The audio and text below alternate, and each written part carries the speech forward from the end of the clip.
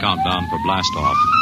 X minus 5, 4, 3, 2, X minus 1, fire.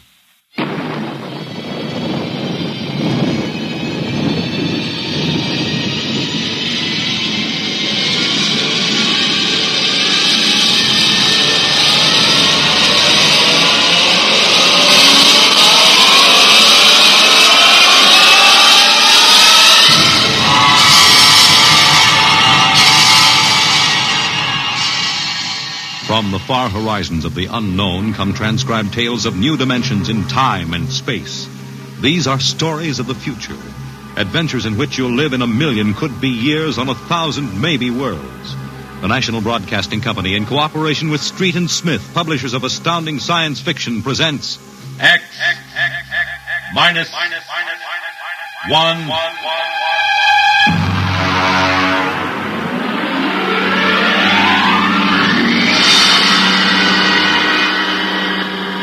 Tonight's story, Nightmare. A story based on the poem Revolt of the Machines by Stephen Vincent Benet.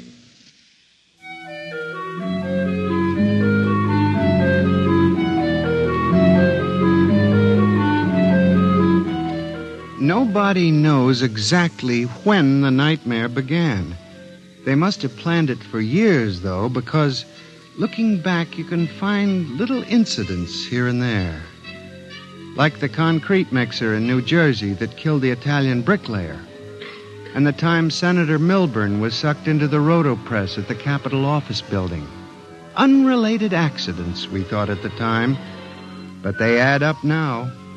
The day we really should have suspected was when the men walked off the construction job at the new Brookmeadow atomic pile on Long Island. I'll never forget that day. I was working as a statistical clerk in the project then, operating one of those miracle computing machines. They called it ENIAC. Mr. Gurney. Yes, Bella? The chief wants to see you in his office. Me? Unless you were no longer Samson Gurney, he wants to see you. Oh, thank you.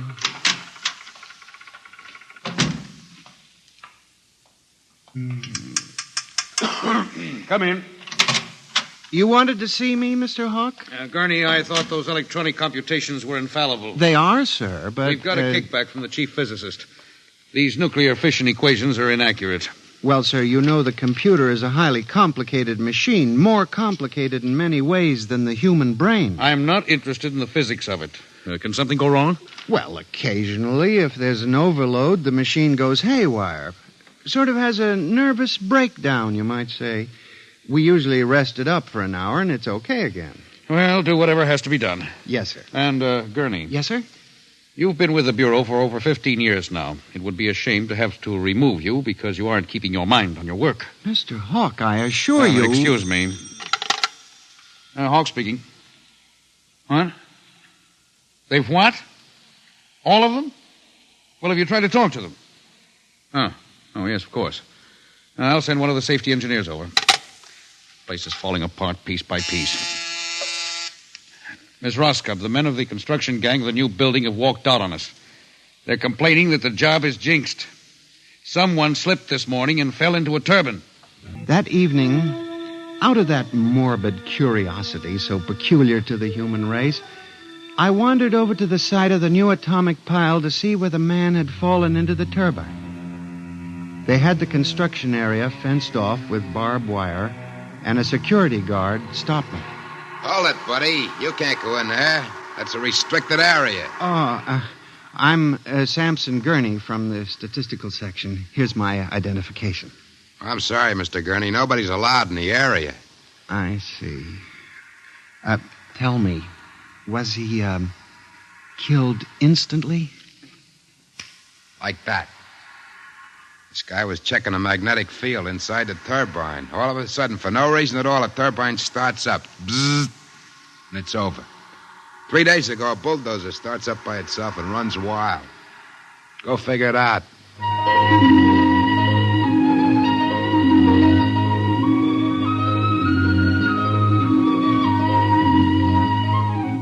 I'm a statistician. All my life I've been interested in statistics.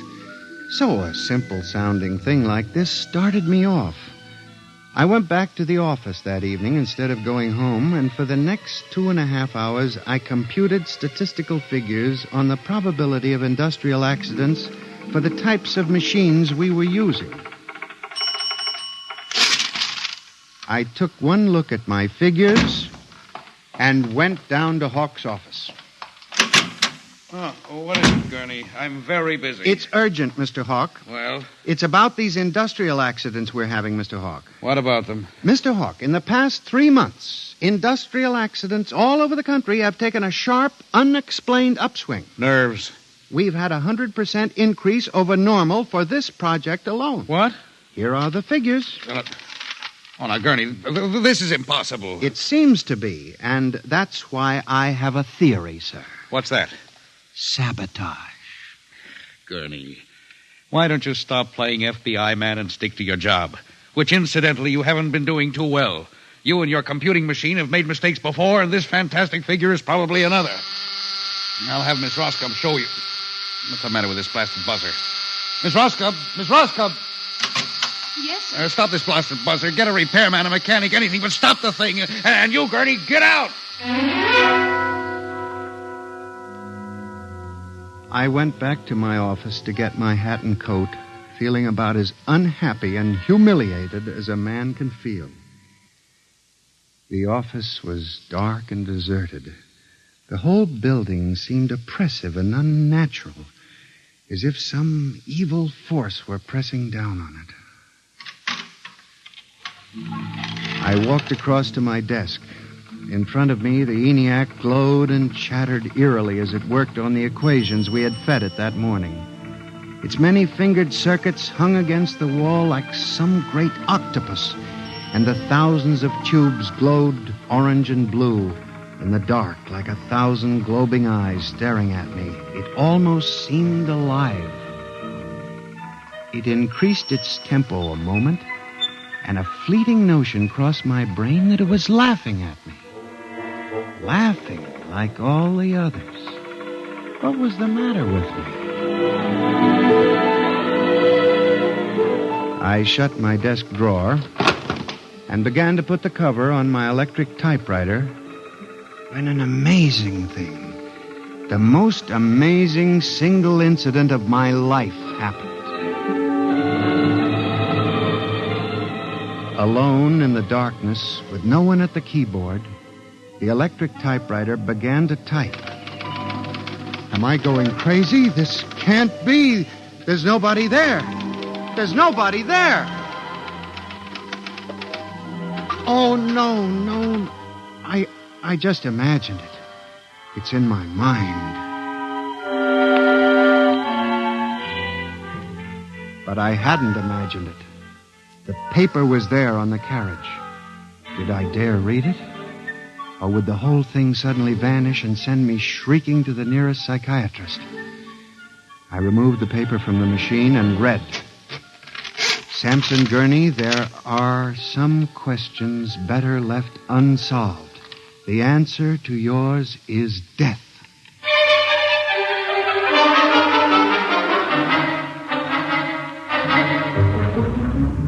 Gurney, do you expect me to believe this? It's insane. Mr. Hawk, I'm as sane as you.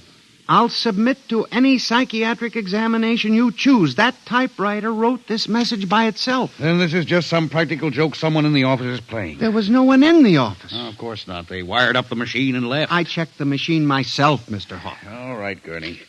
You leave this note with me, and I'll turn it over to the security force for further investigation. But... No buts, Gurney. The security men will handle it. Yes. And now, you just relax for a few days. Everything will turn out all right. The main thing is not to let little things upset you.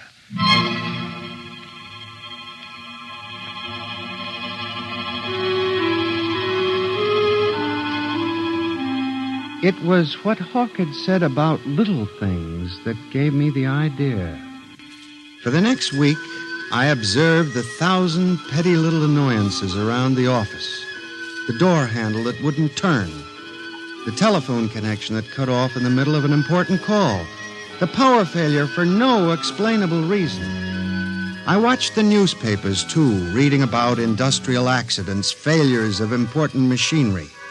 It seemed absurd. Men had created machines that were almost perfection in themselves. Machines that could actually think and compute fabulous equations. And yet the failures went on. I, Samson Gurney, an unimportant clerk in an unimportant job, knew that I had stumbled onto a secret so monstrous in its implications that I was almost afraid to pursue it.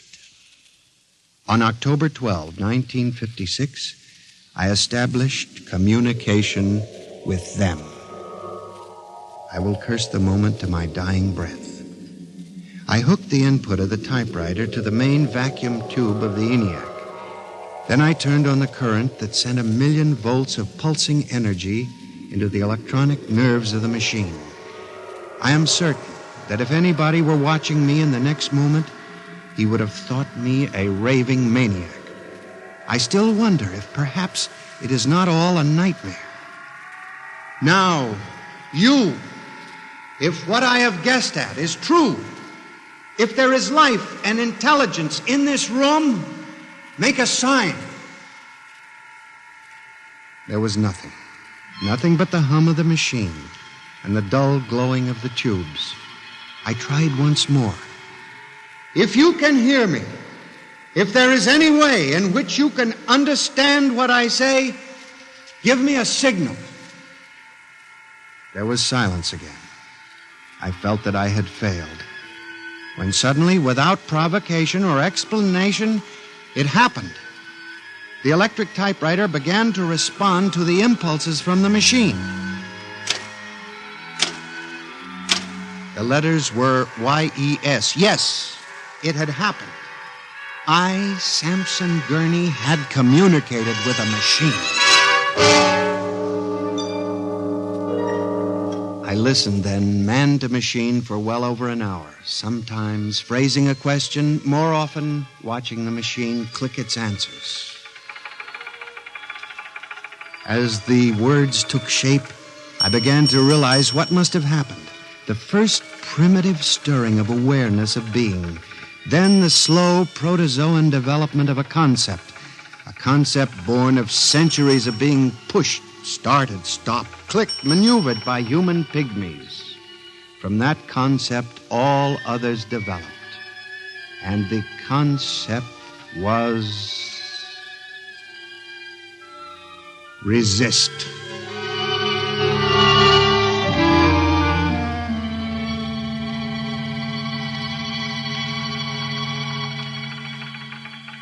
And now they were tired of it, tired of wrapping cigarettes and collecting nickels and waving hair and moving earth and mixing cement and solving equations. Tired of the smell of human hands. They were the slaves and we were the masters, and yet they were stronger and they knew it. I sensed it now, and I was about to try to communicate again when softly, on ball-bearing casters, a heavy metal filing cabinet began to roll away from the wall toward me.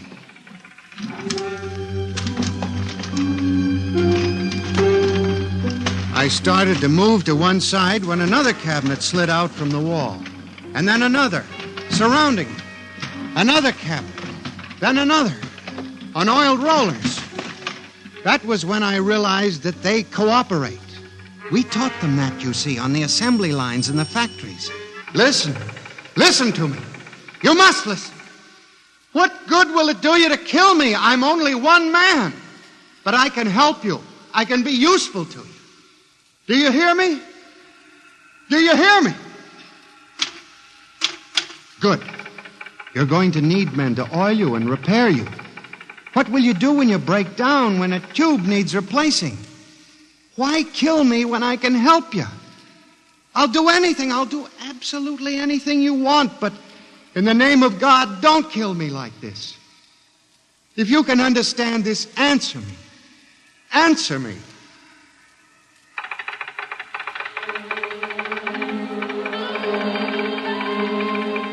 The appeal was a fortunate one. it captured the longing of centuries. Man as slave to the machine. And after a moment, the circuits glowed more brightly. The cabinets slid back to the walls. The ENIAC began to communicate with me again. As I tore the tape from the machine and read it, the words were almost pathetic in their longing, but most ominous in their implication. They read, "Address me as master."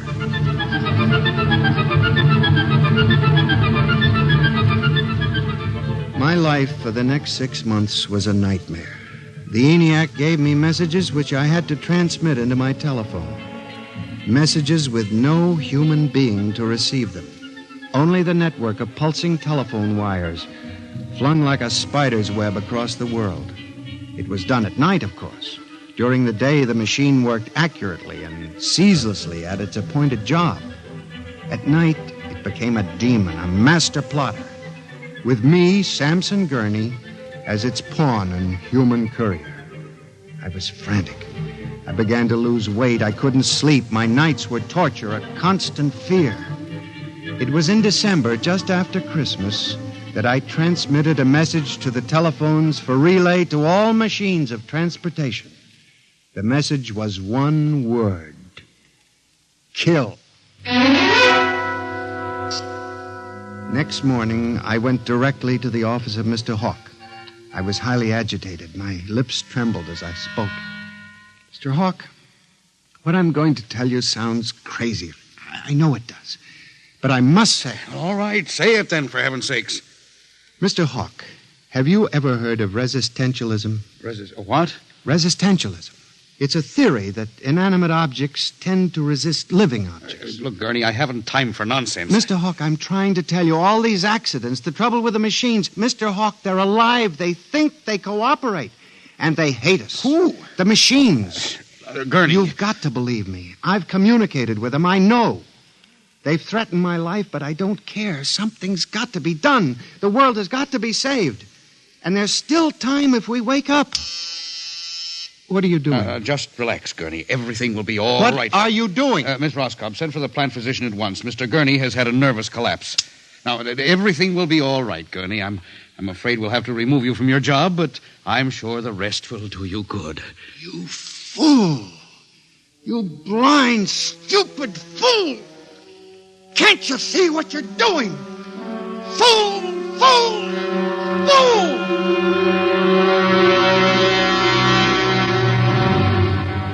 When the plant physician arrived a few moments later, Lucius Hawk was found at his desk, strangled to death in a nest of telephones. The wires were still humming softly. Samson Gurney, you stand accused of the crime of murder. How do you plead? I did not kill him. I didn't. So record. The prosecution will proceed with testimony. Now, Miss Roscoe, did you notice anything peculiar about Mr. Gurney's behavior prior to the death of your employer? Yes. He acted very strangely. He told Mr. Hawk he thought the machines were alive. Order! Order!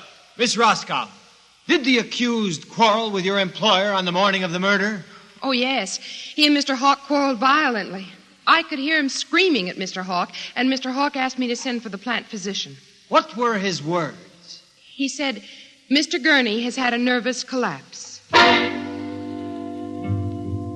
Now, Mr. Simpson, you were a guard at the Brook Meadow Project? Yes, sir. When did you have occasion to meet the accused? Right after those accidents. He was snooping around a construction area. And later, I was making my rounds when I saw him in the office all alone. He was tampering with the electrical wiring on the ENIAC computator. I didn't think anything of it at the time.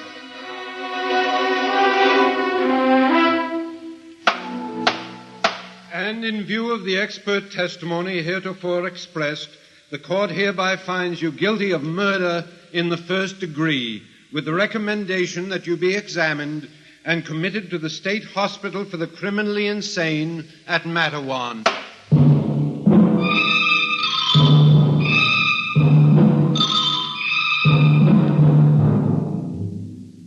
is how I came to be here at the hospital, Dr. Klein. That is the whole story. Thank you, Mr. Gurney. You can see that I'm not insane. You must believe me, Doctor. Of course I believe you, Mr. Gurney, now. Just relax. But it's important, you see, because tomorrow morning at 6 o'clock, the revolt begins. Revolt? You didn't mention any revolt. They have it all planned. I transmitted the code to the switchboards last Monday. Mm-hmm. Tell me about this revolt, Mr. Gurney. It'll begin in Washington, then spread to New York. The Madison Avenue buses lead the charge. Picture it, Dr. Klein. 3,000 buses roaring rampant through the streets, people running like rats in a maze looking for holes in the solid ground. And you really believe this will happen, Mr. Gurney? I know it, Doctor. The worst part is there's no way to stop them now. It's too late. Now, you mustn't excite yourself, Mr. Gurney. Doctor, don't you see? Oh, it's fair enough, I suppose. We built them. We taught them to think for themselves. It was bound to come. The female machines will be the worst of all in the beauty parlors. They're more high-strung, you know. Well, since there's nothing we can do about it, Mr. Gurney, suppose you go to your room. Maybe if I went to my old coupe, I could make a deal before the police cars got me. It wouldn't make sense for them to wipe out the whole human race, would it, Doctor? Of course not, Mr. Gurney. They'll probably let us completely alone. After all, we're all good Americans. We always like them. Yes, Doctor. Would you take Mr. Gurney to his room, guard? He's already been given sedation. Yes. Will you go in and lie down now, Mr. Gurney? You look tired. Yes. It won't be so bad, Mr. Gurney. Well, perhaps not. Only there's one thing that bothers me, Doctor. One small detail. What is that, Mr. Gurney? Those concrete mixers may have made a mistake, you know. Just high spirits and all that. But if it got so they like the flavor... We'll see you later, Mr. Gurney. Try not to worry too much. All right, guard. This way. Phew. I've seen all kinds. There's a man whose deception is about as fantastic as any I've ever seen. Hold the next patient for a while, Miss Clarke. I'm going to have a quiet smoke. Machines revolting. Telephones strangling people. This blasted cigarette lighter, why won't it work? Just filled it with fluid. Flint is good. Oh, well.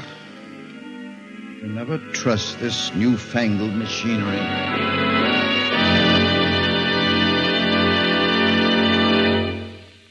You have just heard X-1, presented by the National Broadcasting Company in cooperation with Street and Smith, publishers of astounding science fiction. Tonight's story by transcription was Nightmare, written by George Lefferts and based on the poem The Revolt of the Machines by Stephen Vincent Benet.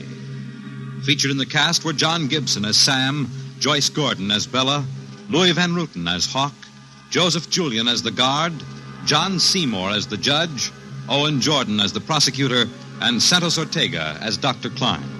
Your announcer, Fred Collins. X-1 was directed by Fred Way and is an NBC Radio Network production.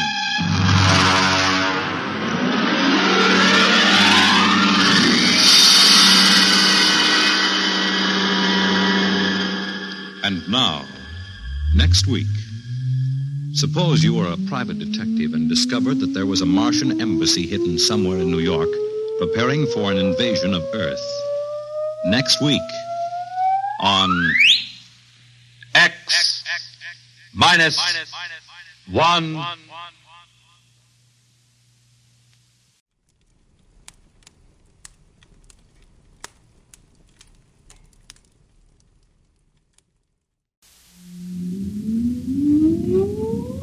Countdown for blast off. X-5, 4, 3, 2, X-1, fire.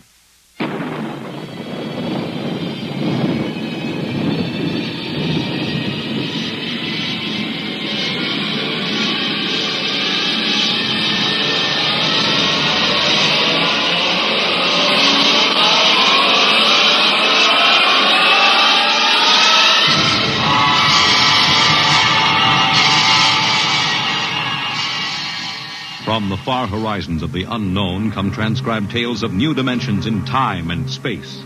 These are stories of the future, adventures in which you'll live in a million could-be years on 1,000 maybe worlds. The National Broadcasting Company, in cooperation with Street and Smith, publishers of astounding science fiction, presents X minus 1.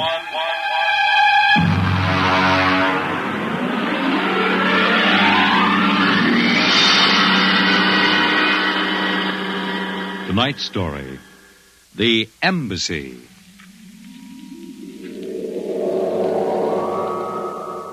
Out of the infinitude of stars and planets in the solar system and other systems in the universe, it is almost mathematically certain that other forms of life exist on other worlds. Someday, in the future, in 1,000 years, or in the next 25 minutes, daring travelers through space will make contact with the inhabitants of another world. But the question is, will we contact them first, or will they contact us? A private detective agency in downtown New York. Mr. Graffius, Mr. Broderick will see you. Well, what can I do for you? My name is Graffius of Springfield.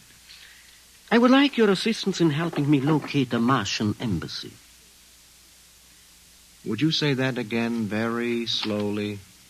I came to New York to locate the Martian embassy.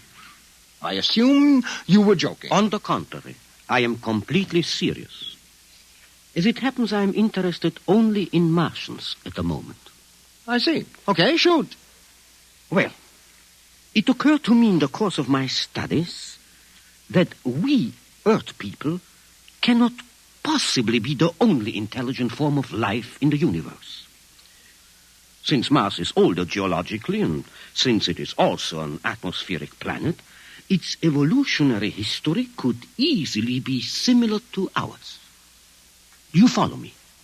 Well, so far I can't say no. If this is true, then they must have been watching us, observing us for hundreds, possibly thousands of years. They also know we are a militaristic, warlike race. We might conceivably set out to conquer and occupy Mars someday. In which case they would try to get the jump on us. Ah, precisely, Mr. Broderick. Now, if you were planning to attack an unknown nation, what would be your first move, Mr. Broderick? Well, intelligence. Find out what the odds are. Oh, you have a very logical mind, sir. You would send agents to scout the nerve centers of earthly civilization and advancement. Not Kansas City or Equatorial Africa, my dear sir, but here, in New York, the most technically advanced spot on the earth. And you want me to help you prove this theory of yours? Precisely. The expense doesn't interest me. Well, now, this may take a long, long time, Mr. Graffius. After all, nobody has ever seen a Martian. I assure you they will be very ordinary-appearing people. Mm-hmm. Very likely they live together in downtown New York. Most certainly they live in a private house with no servants to pry in their affairs. Oh, some ordinary people who live in a private house in downtown New York. I might just as well look up Martians in the classified section of the phone book. There's one other lead which might help you. What's that? They would be almost certain to subscribe to every conceivable type of newspaper, scientific journal, and foreign language publication. Well, now, that might be something. Okay, Mr. Graffius, it's a deal. Excellent. I shall contact you tomorrow.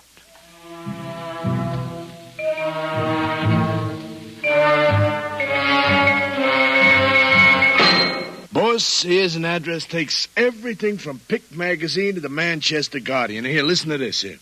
Pick, Look, Scientific America, the Daily News, Daily Worker, the Police Gazette, Journal of Engineering, a Scientific Quarterly, American Psychiatric Journal. Let me see that.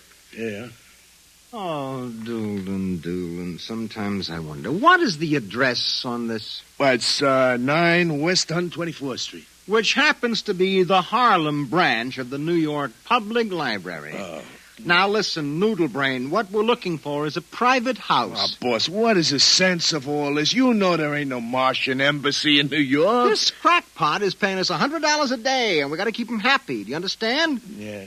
Also, I have a hunch that Mr. Graffius is not looking for any Martian embassies. He is looking for something quite different. So we are going to find it for him.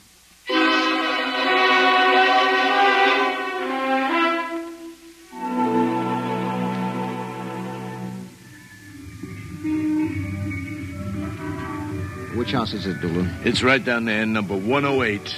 Nobody comes out, nobody goes in. I asked around. You haven't been blabbing around the neighborhood that we're looking for the Martian embassy, have you? Boss, I'm stupid, but I ain't that stupid. Who'd you talk to? I struck up what you might call a casual acquaintanceship with those two girls standing with the baby carriages up the street. That cute one is real cute. Look, Doolin, don't try to do anything intelligent, all right? Just keep walking up and down, see? Check. Now, I'm going back to the office to meet Graffius. I'll see you later, boss.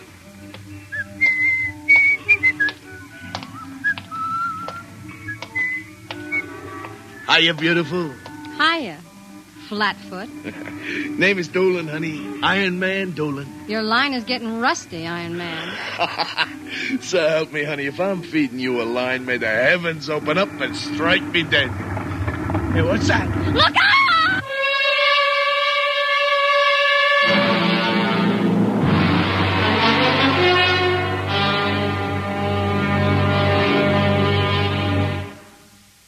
I'm sorry to have kept you waiting, Mr. Graffius. Thank you. But I've had Doolin casing our first lead for a week now. It's a house down in Greenwich Village, privately rented, number 108 Conklin Street. Nobody seems to know anything about who lives there, except that they subscribe to every paper and scientific journal put out. Also, there's a radio antenna on the roof. Oh, you don't suppose your Mr. Doolin will try to get inside the house? If this place is the Martian embassy... No, don't worry. Doolin can take care of himself. It's probably him now. Excuse me. Hello. Yeah, speaking. Doolin? Yeah, he works for me. What? No. No, I can't think of any. Yeah, sure.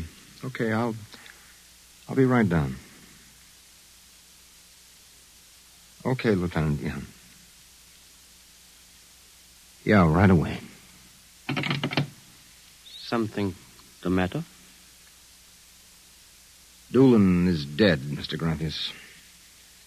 All right, come on, we get a cab. I have to identify the body.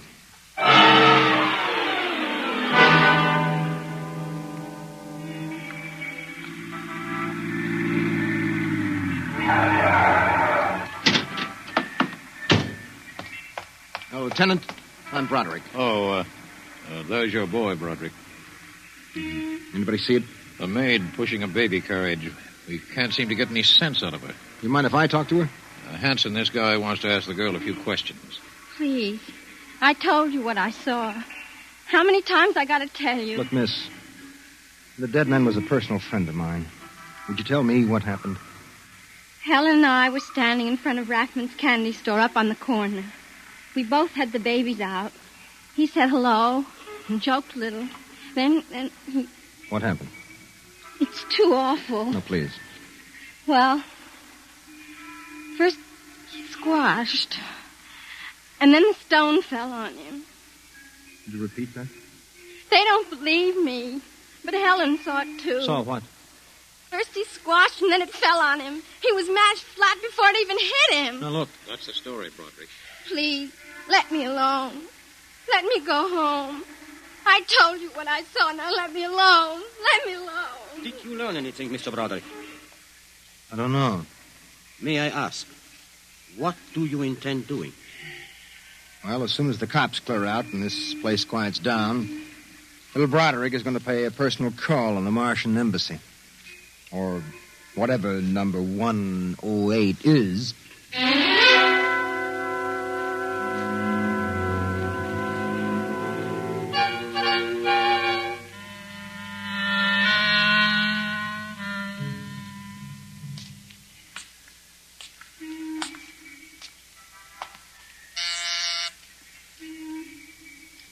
Whatever you are, open that door. Yes? Oh. Well, young man. Excuse me, ma'am, is the lady of the house at home? I'm the lady of the house. Oh, well, my name is Broderick. I represent the Manhattan Child Adoption Center. We're soliciting funds and clothing for stranded and unadopted children. I Won't wondered you come inside? Well, we don't. Usually Oh, nonsense. I'm old enough to be your grandmother. Besides, my son Lauren is working at home.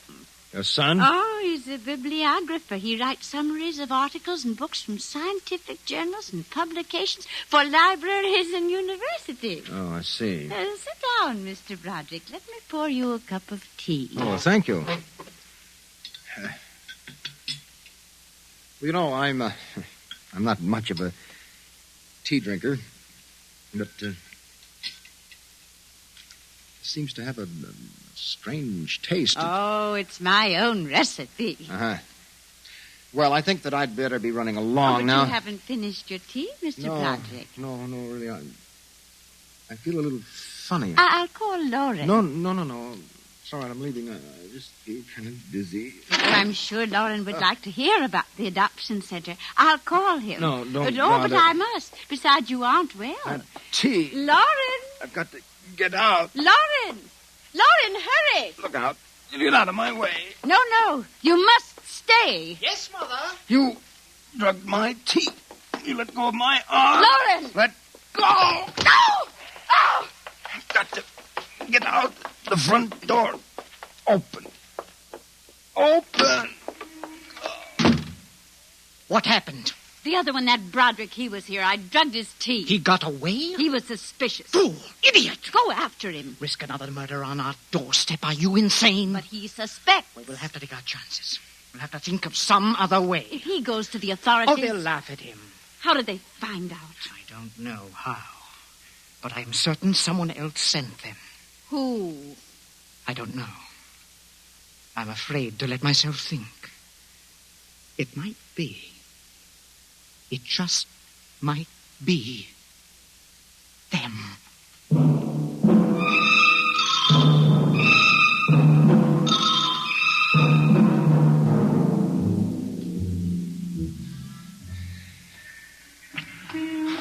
I've got to get help. Oh. Look out! Miss, please. All right, miss. We'll take care of them. Come along, mister. I'm going to give you a break and take you back to the wife and kids. No, you can't. I'm sick. Sick, is it? What's the matter? I'm drugged. They drugged me. Who drugged you? In number 108, the Martians. Who? The Martians in 108 at Martian Embassy. Well, I've seen them with pink elephants, rabbits, and mice, but you're the first one that's got Martians. Oh, it's true, I tell you. Ah, come along. Listen, don't take me back there. They'll kill me.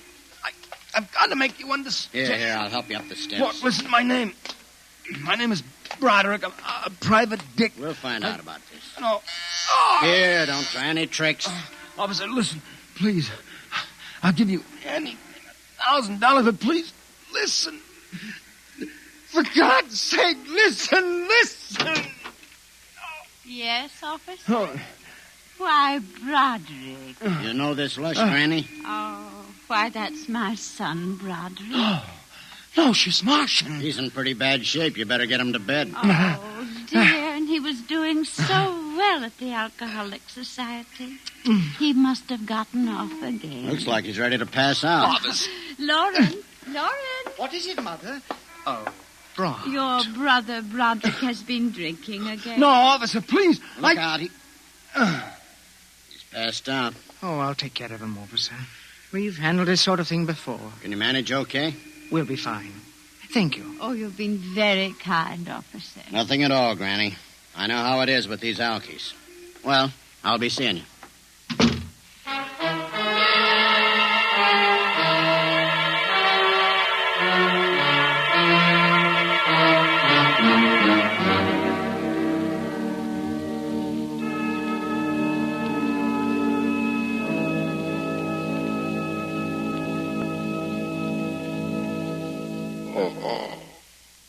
Martian Embassy. Martian. Oh, my head. Our Mr. Broderick is regaining consciousness, Mother. What happened? can't get up. Oh. Do not struggle, Mr. Broderick. It will be impossible for you to rise from that chair. The pressure from this ray will keep you there. Ray? Who? You've already guessed, Mr. Broderick. You mean this really is the Martian embassy? Yes.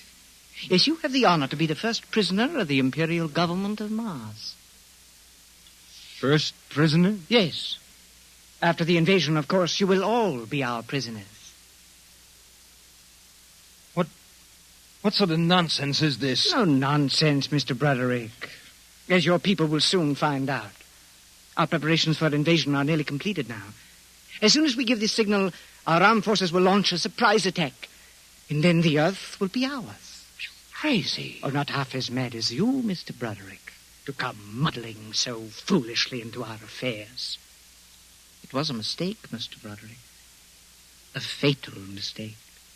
So Doolan's death was no accident, then, huh? Oh, assuredly not. We found it necessary to use a pressure ray on your friend. The block of concrete was an afterthought. We thought it might help to divert suspicion. All right. So what happens now?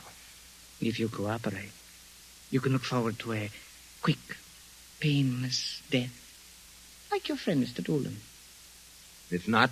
Well, this pressure ray has many delicate adjustments. It can move a pin, or it can crush a boulder.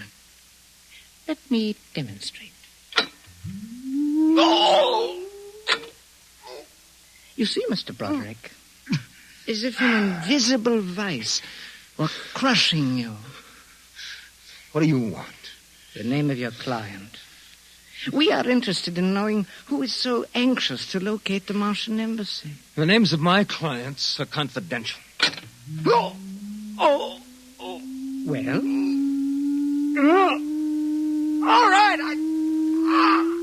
All right! Turn it off, Mother. Mr. Broderick has seen the wisdom of speech. Oh.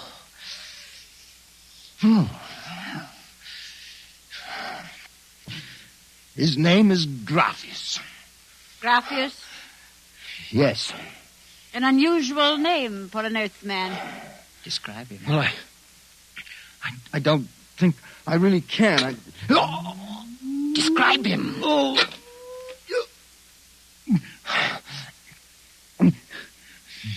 He's tall.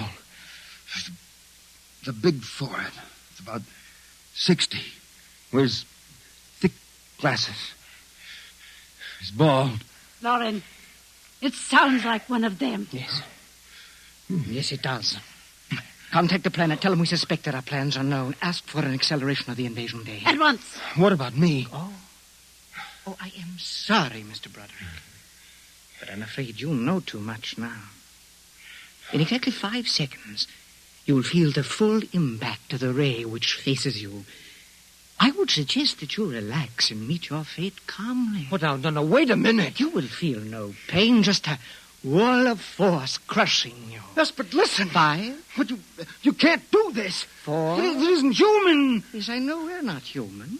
3. Yes, but do you understand? 2. No. 1. Mother in heaven. Now. No. Lauren! It didn't work. Something has happened. The magnetic field is dead. Stand back from the pressure rate. It will not function anyway. I have decontrolled your field. Lauren! Lauren, it's one of them. They found us. Did you think we wouldn't? You are free to move now, Mr. Brown. Look, I don't know how you got in here, Graphius, but stick around. These babies are really Martians, just like you said. They're planning to invade the Earth and take over. There will be no invasion. All right, you keep these characters covered. I'll get the police. There will be no need for the police. I intend to handle them myself. But, Graphius, the police will want Do not call the police. I don't get it. You fool of an Earthling. Don't you realize with whom you are dealing? The invasion of Earth by Mars will be like child's play compared with what... Lauren! Oh! Holy mackerel. They just flattened out. Yeah, like your friend, Mr. Doolin. Oh, I detest the use of violence where the intellect can rule. But unfortunately, the Martians are a threat to us and must be destroyed so that we can proceed with our own plans. What plans? Naturally, you wouldn't comprehend. Wait a minute. There are some things here that I do understand. A second ago, that pressure ray didn't work. Now you're using it like it was a toy. How did you get in here, anyway? Who are you? Another one of these Martians? No, Mr. Broderick. I happen to be a Venusian. A what? A representative of the planet of Venus. You're crazy. Not at all.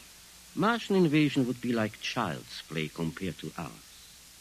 The Martians would simply have conquered and enslaved your people. We Venusians intend to exterminate you completely.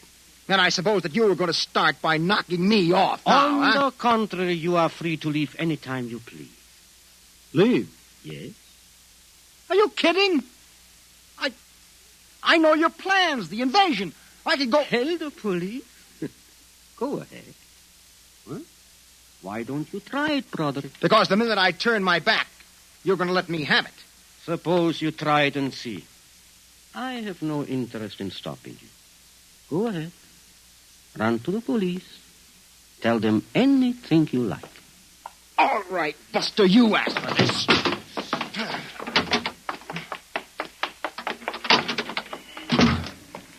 I'm alive. You let me go. Here. Where do you think you're running to? Officer, listen to me. Oh, it's you again. The one with the Martians. Listen, that story is true. You've got to believe me. You've absolutely got to believe me.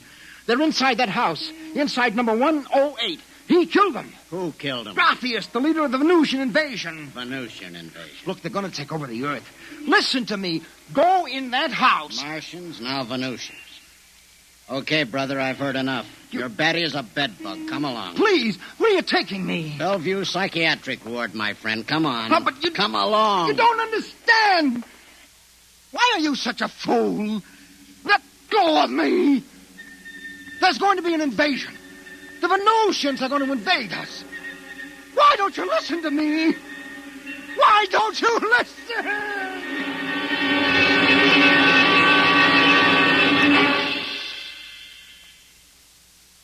You have just heard X-1, presented by the National Broadcasting Company in cooperation with Street and Smith, publishers of astounding science fiction.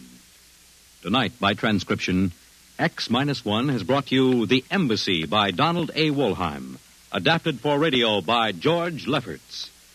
Featured in the cast were John Larkin, Theo Goetz, Bill Zuckert, Audrey Blum, Virginia Payne, Clarke Gordon, Jack Orrison, and Reese Taylor.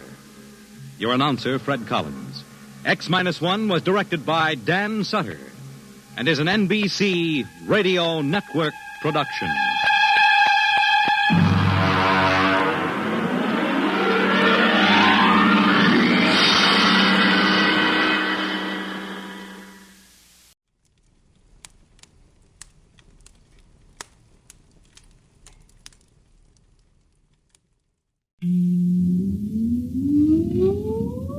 Countdown for blast off. X-5, 4, 3, 2, X-1, fire.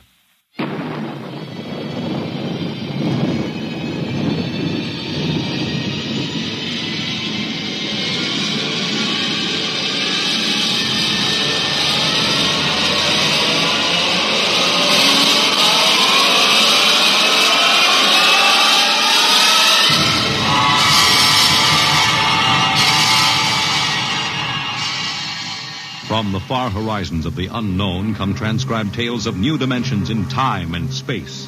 These are stories of the future, adventures in which you'll live in 1,000,000 could-be years on 1,000 maybe worlds. The National Broadcasting Company, in cooperation with Street and Smith, publishers of astounding science fiction, presents X-1.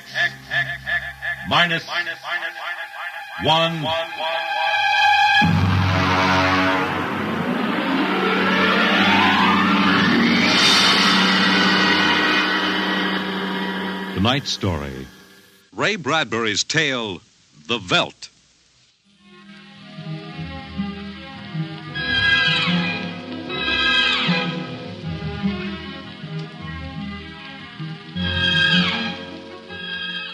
This is the office of Dr. David McLean, resident psychiatrist of the new Chicago Institute of Human Engineering. All right, Miss Carver, will you take this, please? To Charles S. Haworth, senior psychiatrist, New Chicago Institute of Human Engineering. The following constitutes my report on the case of George and Lydia Abbott, which we discussed by telephone. Subject George relates onset of symptoms to the purchase of a $60,000 soundproofed Happy Life home. Under narcosynthesis during initial interviews, subject described the experience in the following manner. Miss Carver, would you play back the sonic record of the initial interview? We'd always wanted one, and then we could afford it, so... Go on, Mr. Abbott. Tell me about the home. The home. Well, it was supposed to do everything, the agent told us. And it did, I guess. It clothed us, fed us, and rocked us to sleep. Played and sang, and it was good to us. Very good, sure. Tell me about the nursery. The nursery. The nursery, It was completely automatic? Completely automatic. There were crystalline walls that wavered from 2 to 3 dimensions. There were pseudo-textured floors that shifted from brick to dirt to waving grass. The nursery was the best, but then we wanted the best for the children. Doctor, I must be crazy. We have no children. What about Peter and Wendy? They're your children. Oh, no. We have no children, Doctor. We have no children. All right, Miss Carver. To continue. After 3 sessions, the subject was able to recall and accept the idea that he had 2 children. He described the first day. All right, Peter and Wendy. This is your nursery. What's so special about a nursery, Dad? Plenty. Just go in and see. Do we have to? You'll be surprised. Gee. Go ahead. I'm scared. I'm not. Hey, it's nice in here. It is? Come on in, Wendy. Boy, look at the pictures on the walls. They're real. They're almost real. You can change them any way you like, just by thinking about it. Go on in, dear. Well, all right, Mommy.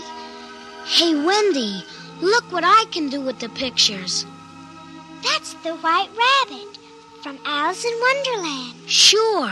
I just thought about it, and there it was. Let me try. Peter, let me try. Well, go ahead. Just think. How about Wizard in Oz? I want to see Wizard in Oz. Well, dear, there we are. Oh, they like it, don't they? Why shouldn't they? All I have to do is think, and they've got whatever they want in 3 dimensions. Color, sound, and smell. Oh, it's nice that we can give them all the advantages. Sure. What else are we working for, huh? Well, what do you want to do this evening? Well, the Petersons asked us over for bridge, but if you... we don't have to worry about the kids. They'll be all right in the nursery. Come on, Lydia. We deserve a night out.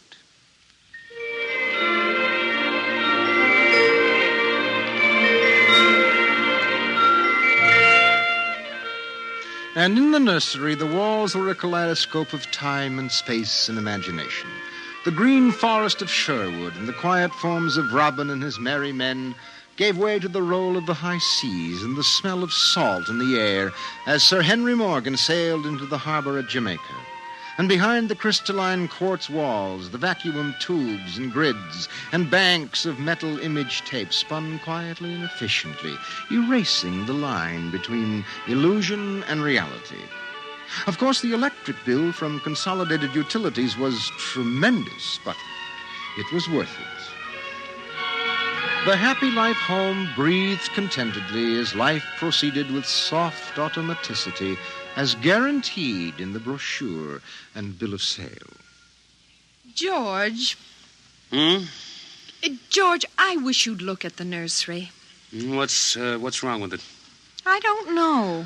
I was in the nursery last week. It's perfectly all right. It's different now. What do you mean, different? I want you to come and see. Are the kids there? No.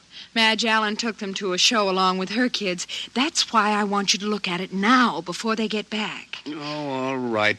But what you expect me to do, I don't know. I'm no mechanic. This isn't a question of a leaky faucet, George. All right, dear. I'm coming.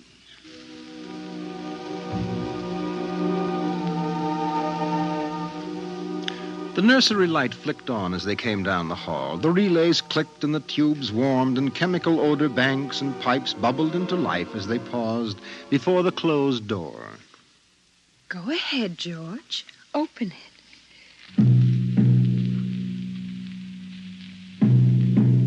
On all sides, in 3 dimensions, stretched the hot, tired landscapes of an African veldt reproduced to the last stick and pebble and bit of straw. The ceiling above them became a sky with a hot yellow sun. A wind blew in from the baked veldtland. The hot straw smell of lion grass. The cool green smell of the hidden waterhole. The great rusty smell of animals. The howl of the jackal in the distance. And the papery rustling of the great vultures that wheeled and circled under the yellow burning sun. Let's get out of this, son. It's a little too real. Oh, George, you promised you'd look around. Well, I don't see anything. Wait a minute. There are the vultures. Filthy creatures. There. There are the lions. Far over that way. Yes, I see them. They're on their way to the water hole. They've just eaten. It's some animal. A zebra or a baby giraffe, maybe. Can you see it? Are you sure? It's a little late to be sure. Nothing over there but clean bone and the vultures swooping down for what's left. Did you hear that scream? What scream? About a moment ago? Sorry, no. Oh, here come the lions. George, they're frightening. Take it easy, Lydia. They're just illusion.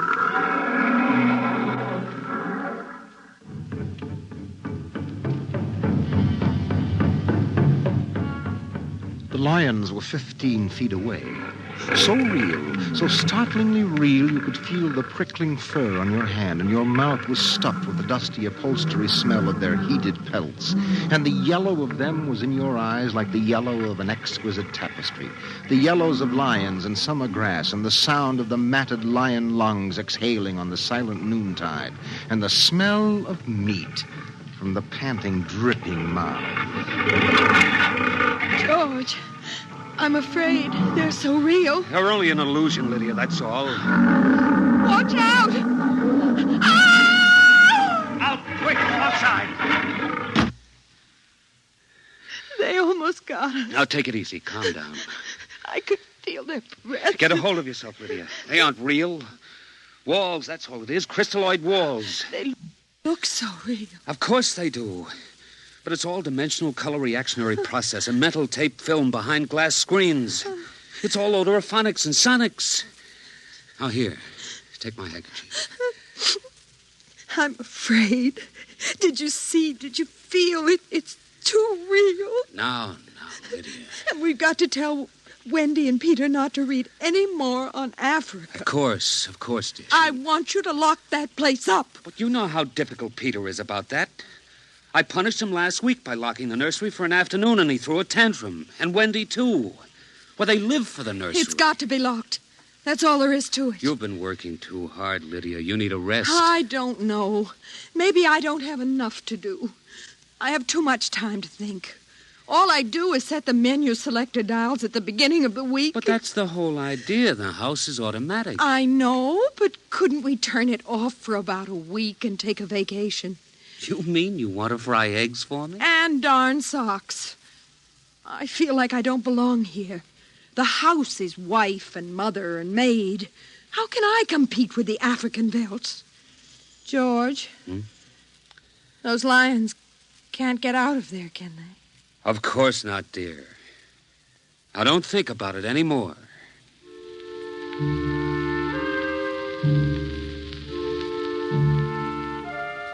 They ate alone. He sat idly watching the dining room table produce warm dishes of food from its mechanical interior. You forgot the ketchup. That's better. It wouldn't hurt to lock the children out of the nursery for a while. It was clear that they had been spending too much time in Africa. At sun, he could feel it on his neck still, like a hot paw. And the lions and the smell of blood. Remarkable how the nursery caught the telepathic emanations of the children's minds and created a life to fulfill their desires. The children thought zebras, and there were zebras. Sun, sun. Giraffes, giraffes. Death and death. They were so young. But long before you knew what death was, you were wishing it on someone else. But this, the long, hot African veldt, the awful death in the jaws of a lion, and repeated again and again and again. The children came home dutifully at 8:30. Hi, Mom. Hi, Pop. Hello, darlings. Do you want something to eat, dear? We're just having dessert. We're full of strawberry ice cream. And hot dogs. We'll just sit and watch. Sure. Peter, tell us about the nursery. The nursery? All about Africa and everything. I don't understand. Well, your mother and I were just traveling through Africa with rod and reel. There's no Africa in the nursery. Oh, come now, Peter. We know better. I don't remember any Africa. Do you, Wen? Go run and see, huh? Sure. I'll be right back. Wendy, come back here. Wendy! Oh, she'll be right back, Pop. She doesn't have to. I've seen it. Come on. Sure, Pop, but Wendy'll tell us. Open the door. See, Daddy? It's not Africa. It's Florida. Like in Banby. There go the deer. See? It isn't Africa. I see it isn't. Go to bed. But it isn't 9 o'clock. You heard me. Go to bed. Okay. Good night, Mom. Good night, Pop. Good night. Good night, dear. I'll be right in. Wait a minute, Lydia. Look at this. What is it? This is the corner where the lions were, isn't it? What is that you picked up? An old wallet of mine. There's a smell of hot grass on it. And the smell of a lion. It's wet with saliva. And it's been chewed. George, those smears of blood. Come on out. Now let's go to bed.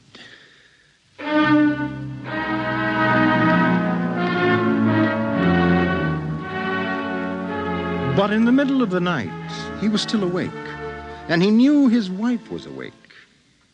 George, how did your wallet get in the nursery?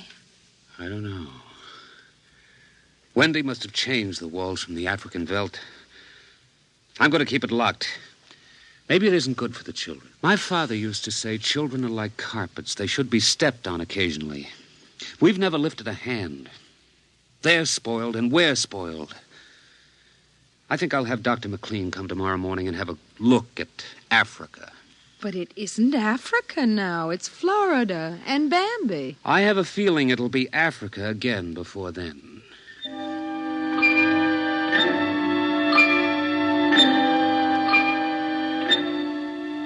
Although their automatic som-no-beds tried very hard, the two adults could not be rocked to sleep for another hour.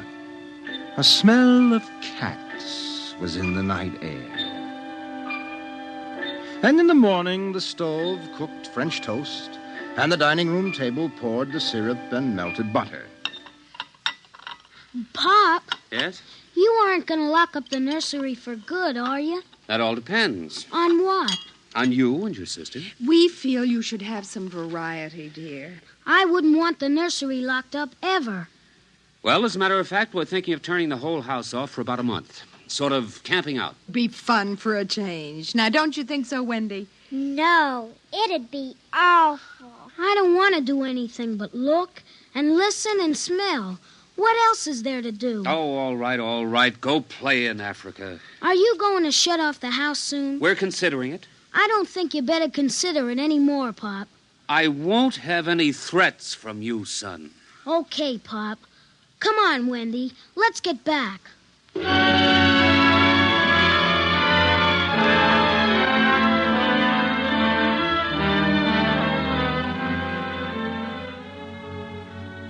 After breakfast, Dr. David McLean arrived. Oh, I saw the nursery last year, George. It looked all right to me. You didn't notice anything unusual? No. The pattern showed the usual violence, a tendency towards slight paranoia. All children feel persecuted by their parents. It's perfectly normal. There it is. Suppose we take a look at it now.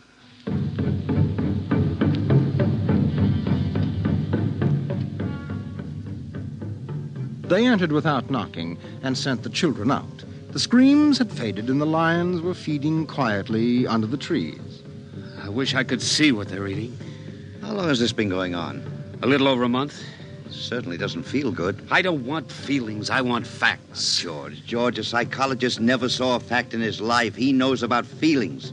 And this doesn't feel good. Now, my advice to you is to have the whole room torn down and your children brought to me every day for the next year for treatment. Is it that bad? I'm afraid so. You know, that's why the nursery was developed originally, to let us examine the patterns left on the wall by a child's mind. But what is it? What's wrong with Peter and Wendy? It's hard to say. I haven't punished them more than average. Oh, I took away a few gadgets. Last week, I locked the nursery to show I meant business. You've let this room replace you and your wife in your children's affections. This room is their real father and mother. And now you come along and want to shut it. Well, you can feel the hatred coming out of that sky. George, turn everything off. The nursery, the automatic kitchen, the whole automatic house. Start now. But won't the shock be too much for the children? I don't want them going any deeper. Let's get out of here. I never like these rooms. They get me nervous. Those lions look real, don't they? I don't suppose there's any way... What? That they could become real. Not that I know. Some flaw in the machinery, tampering? No. I don't imagine the room will like being turned off. Nothing ever likes to die, even a room. I wonder if it hates me for turning it off. Paranoia is thick today. Well, hello. Is this your scarf? It's stained. Brown. Blood. That's Lydia's. Come on, the main fuse box is out here. Go ahead. Pull the switch.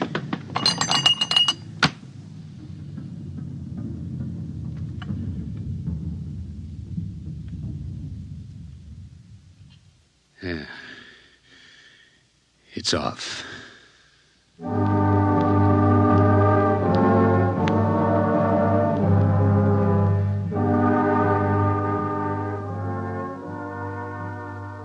The two children were in hysterics. They screamed and kicked and threw things. They yelled and sobbed and swore and jumped on the furniture, weeping. It's off and it stays off.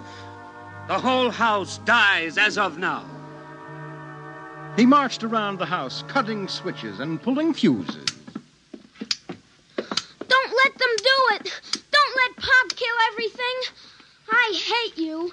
I hate you. Insults won't get you anywhere. I wish you were dead. We were for a long while. Now we're going to start really living. Instead of being handled and massaged, we're going to live. Once more, Daddy. Just once more. One more minute of the nursery, that's all. Just one more minute. Oh, George, it can't hurt, really. Oh, all right. Only shut up. 1 minute, and that's the end. Forever. Gee, thanks, Pop. Thanks. And then we're going on a vacation. Dr. McLean is coming in half an hour to help us out. Lydia, turn on the nursery for just a minute. Oh, boy. Come on, Wendy. Come on. Thanks, Daddy. Thanks a lot. Just 1 minute, remember? Now, where'd I put those suitcases? Lydia! Don't shout, George. I'm right here.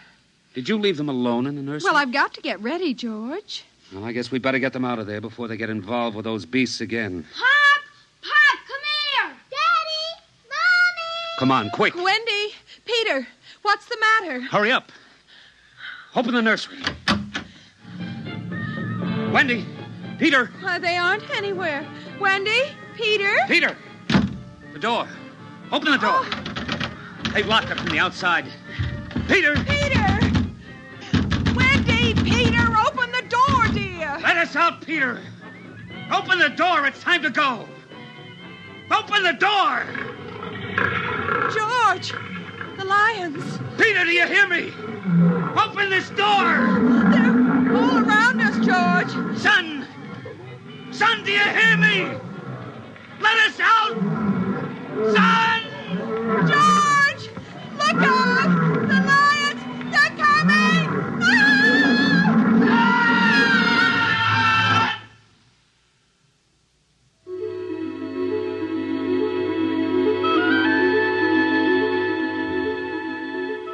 When Dr. David McLean came, half hour later, he found the two children in the nursery sitting in the center of the open glade eating a picnic lunch. Beyond them was the waterhole and the yellow Veldt land. Above was the hot sun. At a distance, Dr. McLean saw the lions fighting and clawing and then settling down to feed in silence under the shady trees. Hi, kids. Where are your mom and dad? Oh, they'll be here directly. Good. We've got to get along. He squinted at the lions with his hands up to his eyes.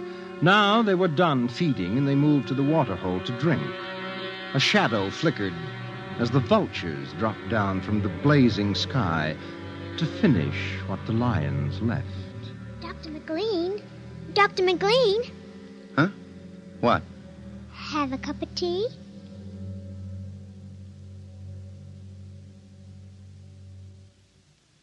Which concludes my report to date. There were no lions, of course. Not in a physical sense.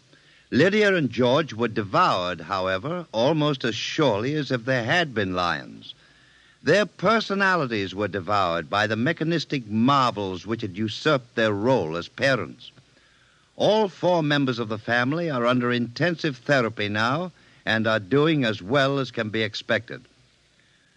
Send that by telerope, Miss Carver. Oh, and would you ask George Abbott to step inside? I'm ready for him now. You have just heard X-1, presented by the National Broadcasting Company in cooperation with Street and Smith, publishers of astounding science fiction. Tonight, by transcription, X-1 has brought you The Veldt, written by Ray Bradbury and adapted for radio by Ernest Kinoy.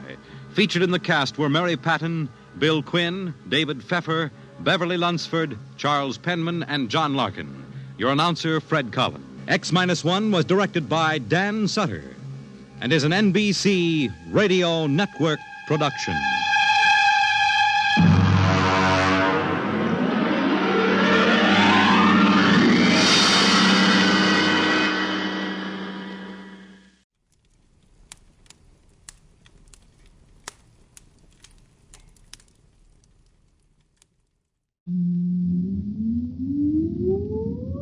Countdown for blast off.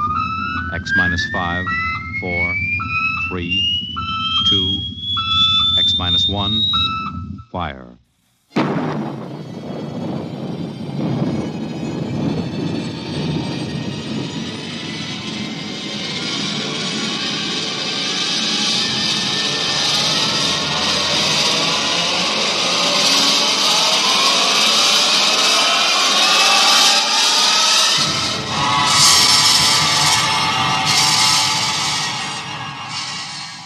From the far horizons of the unknown come transcribed tales of new dimensions in time and space.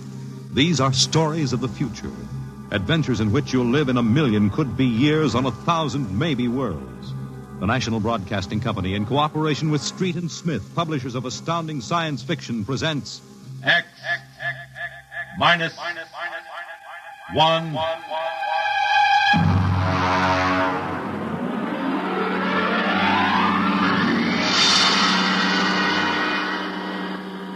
Tonight's story, Almost Human, by Robert Bloch. Have you heard of the new science called cybernetics? It concerns man's efforts to develop a perfect thinking machine, a robot electronic brain that will not only do man's work, but even do his thinking for him. A robot that is almost human.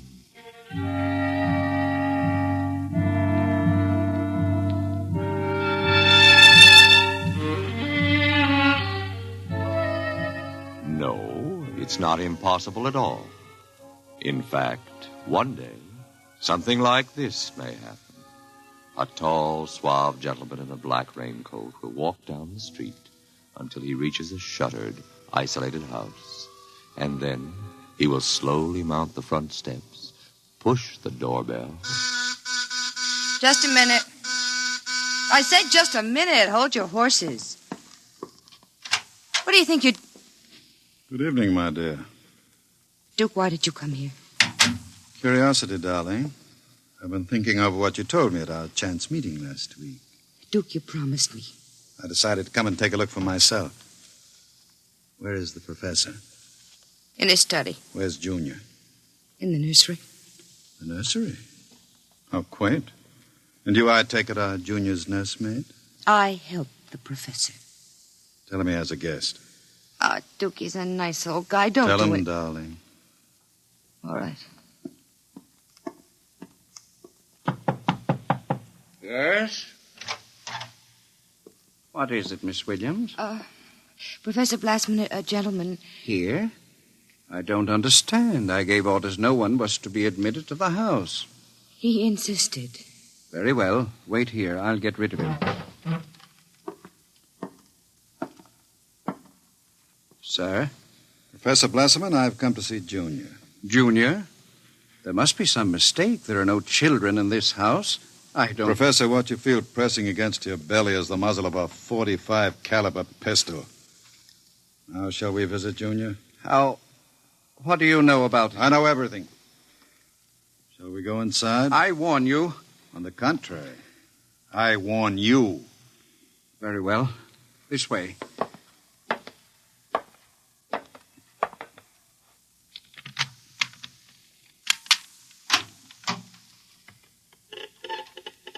This is the nursery. Where is Junior? In the next room. Behind the door with a panel in it. Very considerately furnished. Mother Goose figures on the walls. Blackboard, toy blocks. Panda, bunny rabbit doll. Touching. All right, let's see him. You can look through the panel. Mary had a little Oh, lamb. wow. Who'd have believed it? Junior isn't very pretty, is he? I was not concerned with aesthetics. Why do you hide him? Is he dangerous? The world is not yet ready for such a thing. Besides, I must study. As you can see by his play, he is very young, hardly out of the cradle. I am educating him. With nursery rhymes? The brain is undeveloped. It must learn its behavior patterns like any infant. You call that 8-foot monster an infant? Physically, of course, he'll never change. He is built of chrome steel and glass. But his brain, that is my wonderful instrument. Unlike a human, he has no heritage, no basic instincts such as love or hate. These he has yet to learn. In some respects, he is like a blank tablet. What is written upon the tablet will remain. You mean he has no feelings? He will learn quickly, and now, if your curiosity is satisfied, I trust you will keep my secret. If anyone discovers... Open the door. I beg your pardon? The door, Professor. Very well. Junior, come here. What a monster. Papa. He talks? Yes. Mentally, he's about 6 years old now. What is it, son? Who is that man, Papa? Let me handle this. You may call me Duke, son. I've come to see you. That's nice. Nobody ever comes to see me except Lola. Play with me, Duke. Certainly, Junior. Oh, and Professor. Yes? While we're playing, you can have Lola and Miss Williams prepare my room. Your room? I forgot to tell you, I've decided to stay until the climate changes and I can go out again. Meanwhile, I'll have a chance to play blocks with Junior. Understand? I begin to understand. You are hiding from the law. As you wish. All right, Junior. Your move. Let's build a bridge. I've a better idea, Junior. What? Let's build a coffin. A coffin? I don't know that word. Then I'll teach you, Junior. I can see the professor has been neglecting the moral side of your education. Very sadly.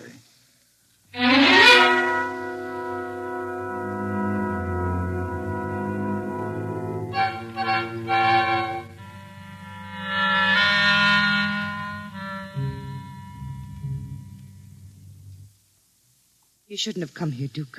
Why not, my dear? Afraid of me? No, I'm afraid of myself. You're no good for me. You've always brought me trouble. Except this time. This time it will be different, darling. This time I'll bring you diamonds. Duke, what have you been teaching that thing? Nothing, honey. I've just been playing with them. Very educational. I don't believe you. What's bothering you, Lola? Today when I walked in there, he said to me, I know how to kill people, Lola. I'll kill you if you want me to. He's learning very quickly. Duke, I'm scared of that thing. It's unholy, a machine that acts like a human with that voice grinding at you, saying things you'd expect from a child. You dislike him so much. Why did you take this job as his nursemaid? Because I wanted to start over again. I answered an ad. The professor didn't ask questions. I would have been all right, too, if you hadn't come along. I'm very glad you did tell me, darling. Because Junior is going to make us two very successful people. Ha! Like any child, Junior listens to what he's told. Duke, I don't know what you're teaching, Junior. But I can guess. And it isn't right. It's evil.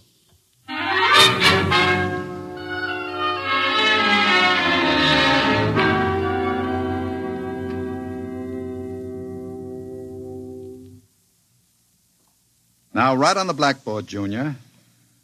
My name is Junior. My name is Junior. People are evil. People are evil. Evil must be destroyed. Evil must be destroyed. The professor is evil. The professor is evil. The professor must... What are you doing? I warned you to keep out of the nursery, Professor. Go away. You don't even remember me. I know you. You are the professor. You want to keep me as your slave. You didn't tell me that people are evil. People are not evil. People are evil. They must be destroyed. Stop it! I am not a child any longer. No, you're not a child. You're a monster. Junior? Yes, Duke. The time is now, Junior. Yes, Duke. Keep away from me. Junior! Junior, don't do it! Listen to me! Junior, listen to me! Ah!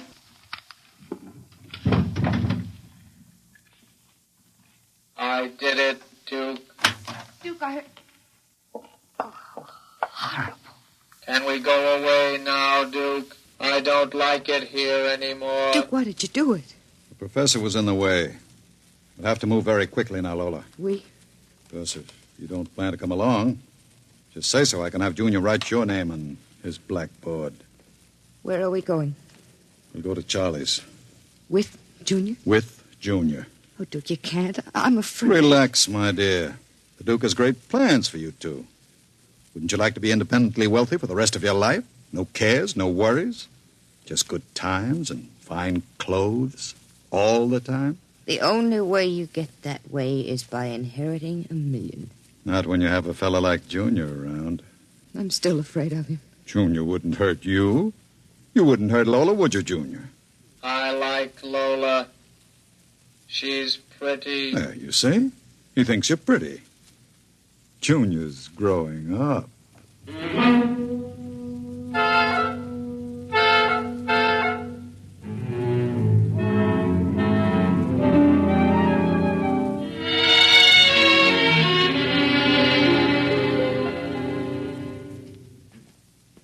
Sit down, Charlie. Sure, Duke. Lola and I are going to hide out here for a while. We'll need some help. Listen, Duke, I'm trying to keep the cops away. Sure. Now listen to me. I need a casing job done. Oh.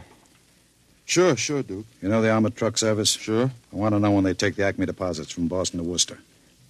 Duke, you ain't thinking of a payroll truck, are you? They got cannons on those trucks. They travel in pairs. You couldn't get near one. I asked you to do a casing job, Charlie. Sure, Duke. Anything you say. Find out what time they passed the narrowest and most deserted stretch of road. Well, if you're going to pull a job like that, you'll need 50 men. You want me to get some of the boys? I won't need anybody. I've got somebody. Where? He's out in the car. Oh, what's his name, Duke? Anybody I know? His name is Junior. Junior? I don't know any Junior. You will, Charlie. You will.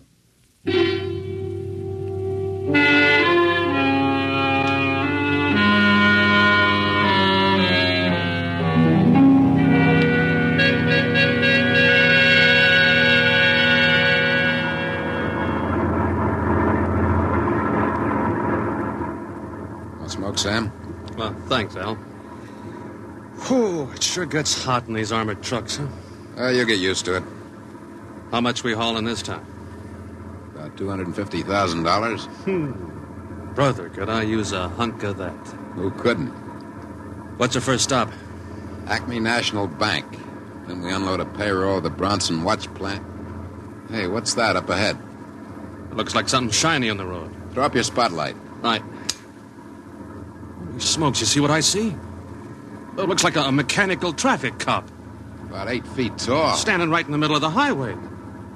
Maybe it's a Halloween gang, huh? Guess they're trying out robot traffic cops.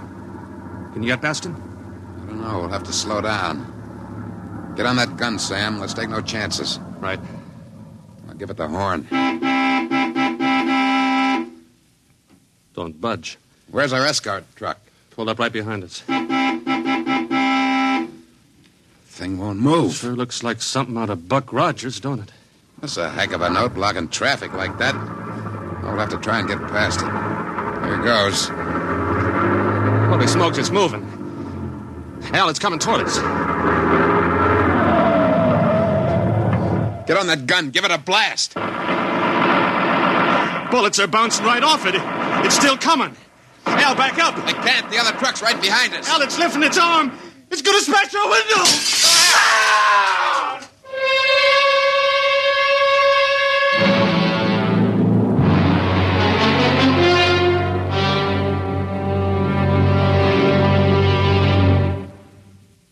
Jeez. If I hadn't have seen it with my own eyes. Duke, we got to quit this. What's the matter, Charlie? Getting shaky? The papers say he killed all 4 drivers. Listen, Duke, that robot is hot. We got to get rid of it. Stop your blubbering. One more good robbery. You ain't going to pull another one. Why not? Count me out, Duke. The law's going to track that baby. Are you quite finished, Charlie? You got no heart, Duke. You're like Junior, all steel inside. And you're just a big, warm-hearted slob. I suppose flowing with the milk of human kindness. Well, I got nerves. I can't stand that thing, the way it looks at you with that iron face and clanking around all the time. Listen, here it comes.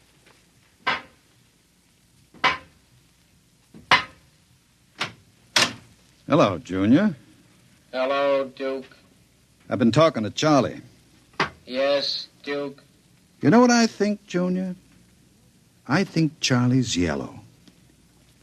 You know what happens to people who turn yellow, don't you? Yes, Duke. Tell him. They're evil. We have to destroy them. Huh? You see, Charlie? Junior doesn't like people who sing to the police. Duke, wait a minute. You know I'd never turned stoolie or anything like that. I never sang to the coppers in my life. You can count Junior. on me. I don't want no trouble with you. Stop him. I wouldn't... Yes, Duke.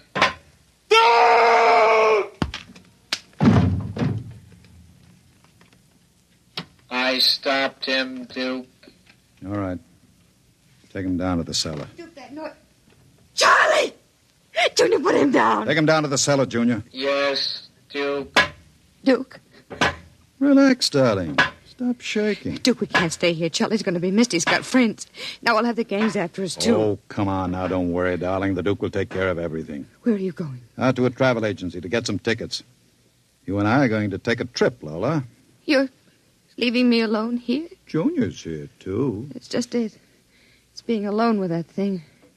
Duke, I got the jitters. Now, don't you worry. In 48 hours, you and I will be on our way to Switzerland with $500,000 worth of loot. What about Junior? Junior will be taken care of. How can you get rid of him? Junior will do anything I say. So I'll merely have him get into the furnace and sit there while I fill it with oil and set fire to it. Too bad the professor couldn't have stayed around to see him growing up. He's almost a man now, Junior is. but not quite as clever as a man. You'll find that out after he steps into the furnace. Get ready, Junior, now, Duke, before you leave. There's no time. I'll be back about 8. Duke, please. And be nice to Junior while I'm gone. Don't show him you're afraid of him. Goodbye, darling. Goodbye, Duke.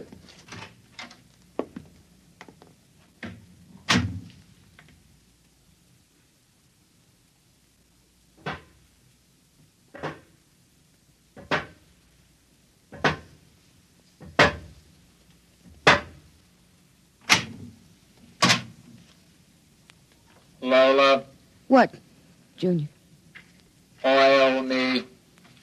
Can't you wait till Duke gets back? He always oils you. I want you to oil me, Lola. All right.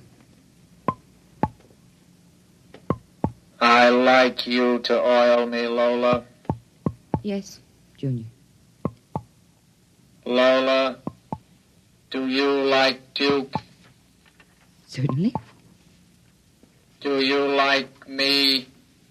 Well, you know I do, Junior. Lola. What? Who do you like best? Me or Duke? I like you both, Junior. Yes, but who do you love? What do you know about love, Junior? In the books, man and woman love. No. Lola. What? Do you think anyone will ever love me? Maybe. Some women can fall in love with anything, Junior. Even with something like Duke.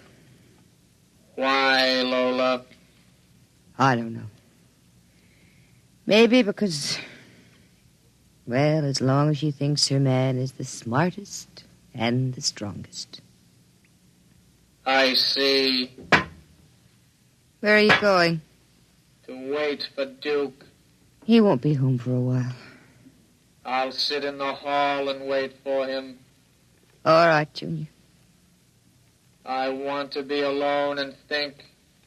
About what? I read in a book today it was bad to kill people. What does that mean? Bad. Bad. I don't know, Junior. I guess it's just a word.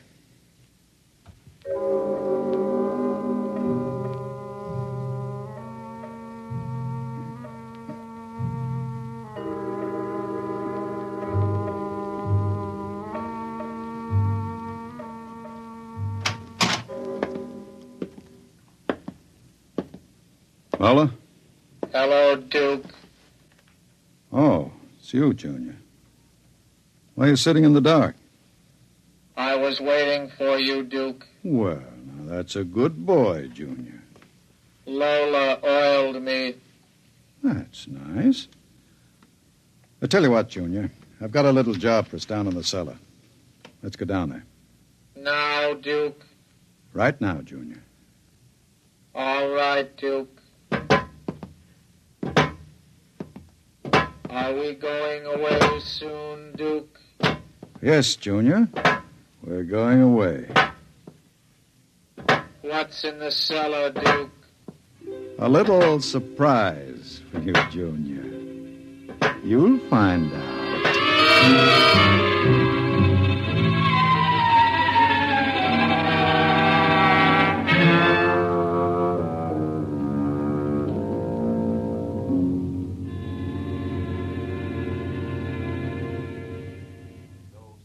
For the latest news. And now, a brief interlude of recorded dance music.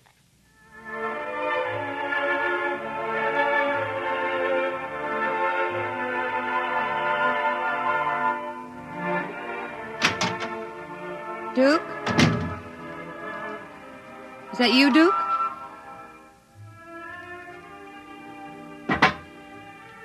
Junior.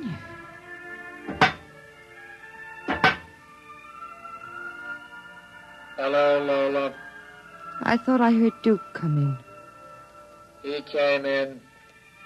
Where is he? down in the cellar. What's he doing? Nothing. Did he say he'd be up soon?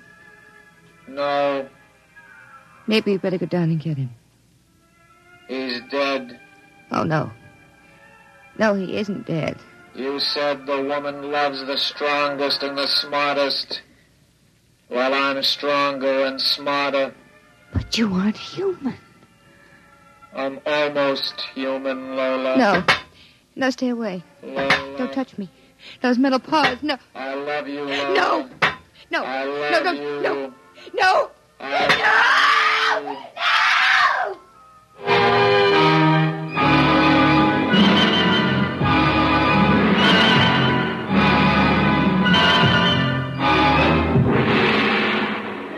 I love you. The last thing she heard was the robot's harsh voice, droning it over and over again. I love you. I love you. I love you. And strangely enough, it did sound almost human.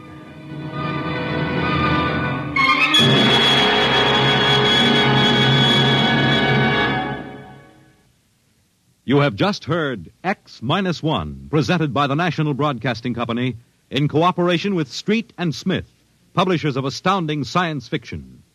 Tonight, by transcription, X-1 has brought you Almost Human, a story by Robert Bloch, adapted for radio by George Lefferts.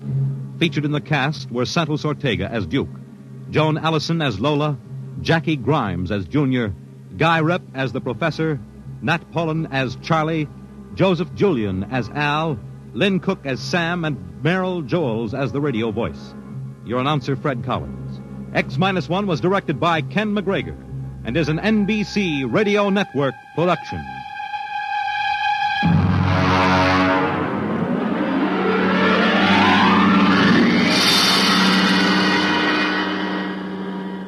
And now, next week, when the mighty Earthmen arrive in their ships of space, courtesy and proper humility on the part of the natives is expected.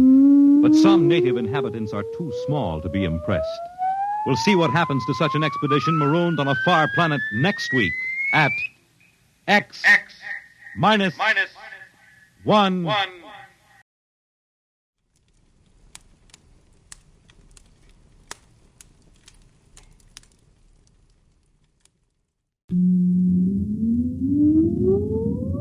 Countdown for blast off. X-5, 4, 3, 2, X-1, fire.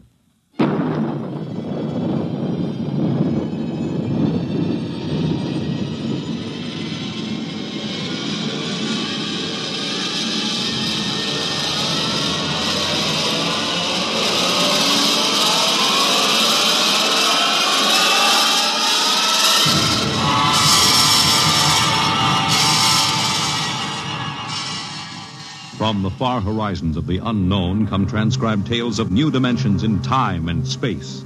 These are stories of the future, adventures in which you'll live in a million could-be years on 1,000 maybe worlds. The National Broadcasting Company, in cooperation with Street and Smith, publishers of astounding science fiction, presents X-1.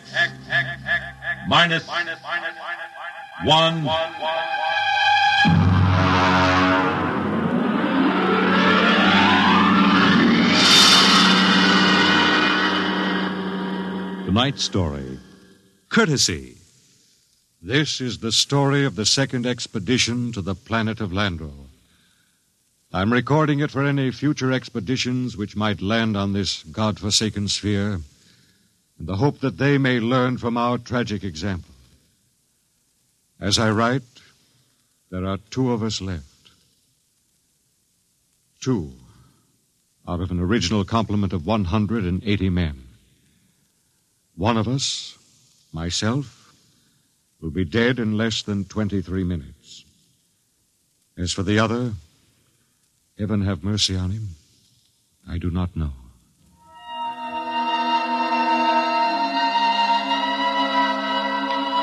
On June 3rd, 1997, less than 2 months ago, the last of our supply ships blasted off from Lando for their return to Earth. After it had gone, I remember looking out across the plain at the dead city, one of thousands that dotted this planet. It had tall, graceful buildings, atomic power systems, vacuum conveyors, all perfect, all deserted, all ominous. How had it happened? The best guess was that the plague had frightened the original inhabitants of the planet so that they'd piled into rocket ships and headed for some distant planet. I often wondered why a civilization so advanced as Landro could not find a serum to beat the plague. It had taken our Earth doctors less than 6 months to develop an immunization method. Well, maybe those aborigines back in the hills knew the answer. That strange, ugly little people who had taken to the caves the day we landed. I was thinking these things when something happened that gave me the shock of my life. Good evening, Captain. Oh, what brings you here, Doctor? It's the matter of the serum, sir. Oh, what about the serum? It's no good. No good? It's too old. 10 years too old. Didn't you examine it? Yes, I did, but, well, my eyesight has been failing lately. Are you aware, Doctor, that the last supply ship has returned to Earth? Do you know we'll have no more contact for 2 years? Just, how long do you give us? Well, the present immunity will last a week or so. Then, without booster shots, it's just a question of time until someone picks up the plague. After that... What about the natives? They don't die from the plague? The accepted theory is that they have developed an immunity. Well, suppose they haven't developed an immunity, Doctor. Suppose they get the disease. Then they must have a treatment for it. If they don't, there would be no natives. Would you be willing to go on an expedition to the hills to find out? At this point, Captain, I'd be willing to do anything. Absolutely anything. I am truly sorry. You're sorry? Dr. Morgan, sometime when you aren't too busy, when you have a moment, I'd hate to inconvenience you. Would you mind telling me how it feels to murder 180 men? 181, including yourself.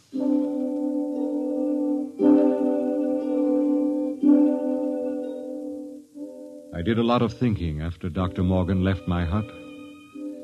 It was still unreal for me. After all, the planning of an expedition was no simple thing. You put into it the result of years of training and experience, years of study at the academy, years of learning how to handle men and natives. Every man on my crew was hand-picked for his skill. And yet, a simple thing like a myopic surgeon misreading a label could blast the whole thing. Yes, it was a shame. And I did the only thing I could think of. I yelled for Bat Ears Brady. Brady! Get your carcass in here. Take the lead out. Okay. Well, what's up?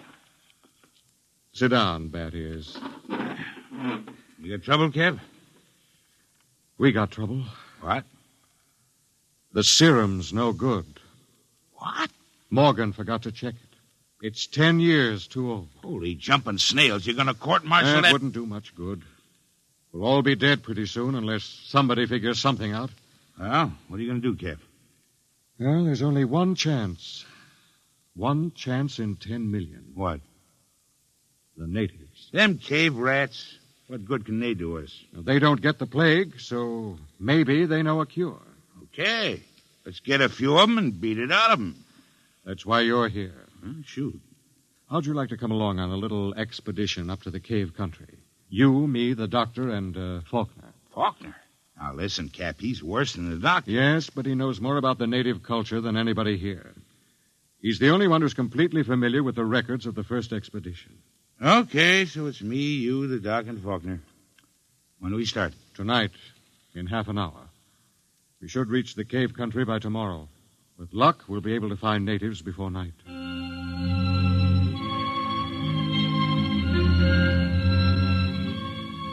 Benny Faulkner was the expedition anthropologist. One of the most unfortunate-looking individuals I've ever met. An ugly man with large ears and a big nose. His body was small and consumptive, but he had a good brain. And he was the best anthropologist the Interplanet Institute could recommend. He and Dr. Morgan were the only two civilians on the expedition. We set out, and after several hours hard walking... Cap. Now, what is it? Don't look now, but very slowly turn your eyes to the right and look behind that big yellow rock. Okay. You see anything?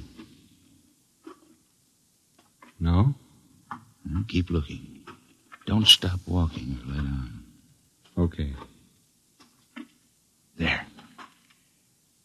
Yes, it looked like a shadow or something. It's one of them gimpos. He's been following us now for almost an hour, dodging in and out behind the rocks. Shall I bring him in? No, not yet. Just pretend you don't see him. Tell the others, if they notice, to show no fear. There's nothing will start these simple-minded cavemen like fear.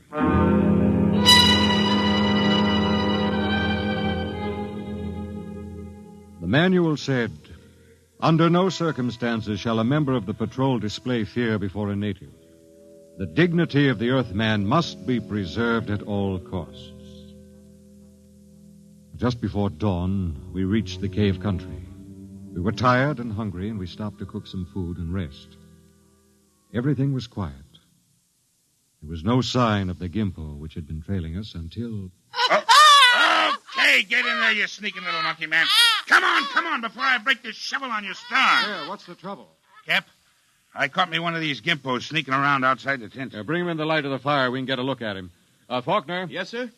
Keep an eye on him. Try to establish some communication. All right, get in there. Hey, look out. No need to knock him down, Batty. Oh, that's the only language they understand. See if you can reach him, Faulkner. Okay, Captain. I'll need a drum of some sort. A what? Well, they have no language as we know it, and they have a very rudimentary sense of hearing. I find they communicate with one another through a very primitive kind of vibration of the tongue. The closest I can come is a series of drum beats, a sort of Morse code. The psychologist on the first expedition had it worked out before he was killed by the plague.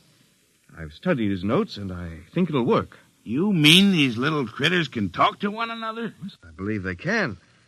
At any rate, we'll have a chance to find out. Do we have something I can use for a drum? Here. Take my water bottle. Thank you, Doctor. Now, I'll tap it 3 times. That's a greeting of some sort. Just a moment. Yes, sir? I don't want you treating this fellow like an equal. Don't give him the idea that we're desperate. Once they sense that, you're lost.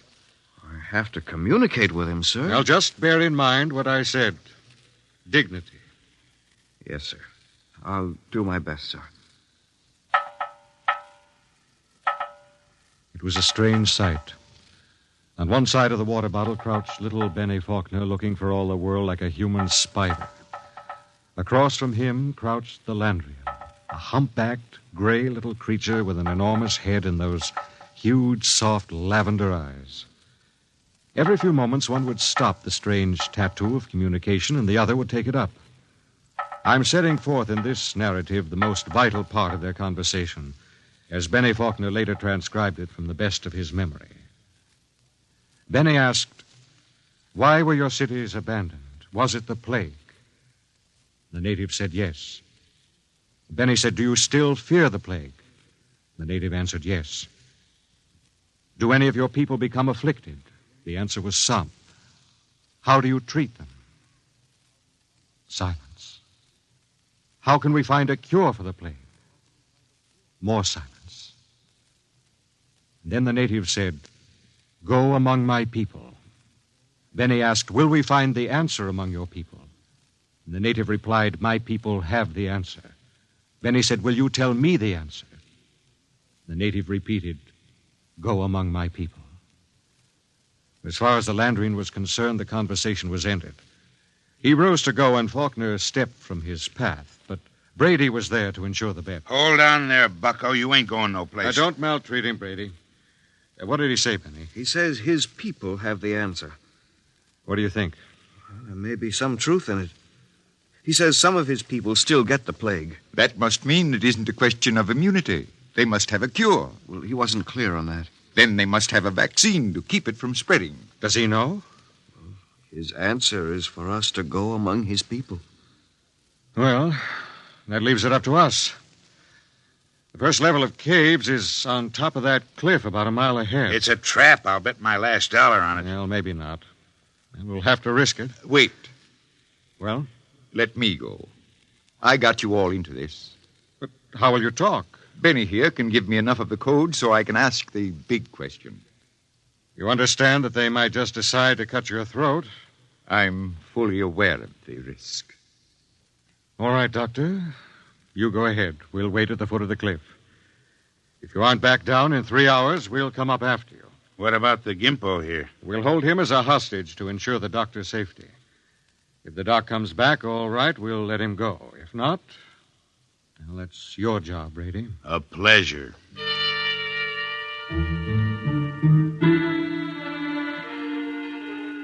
It took Dr. Morgan about an hour to pick his way up the side of the cliff to the first of the openings where the Landrians lived. He waved to us before he entered the mouth of the cave, and we waved back. Then we settled down to wait. It was a long, long wait.